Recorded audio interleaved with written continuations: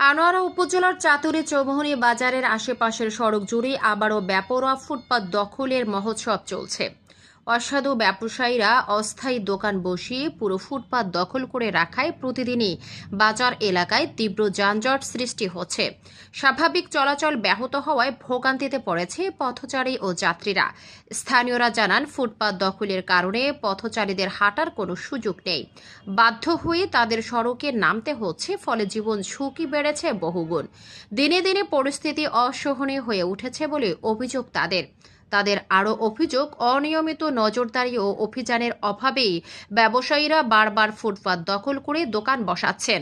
দ্রুত অবৈধ দোকান উচ্ছেদ ও পথচারী বান্ধব পরিবেশ নিশ্চিত করার দাবি জানিয়েছেন তারা। সিএনজি চালক মোহাম্মদ সাদ্দাম বলেন, চৌমুহনী বাজারের সড়কগুলো প্রশস্ত হলেও ফুটপাত দখলের কারণে আমরা সিএনজি কোথাও ঠিকভাবে দাঁড়াতে পারি না।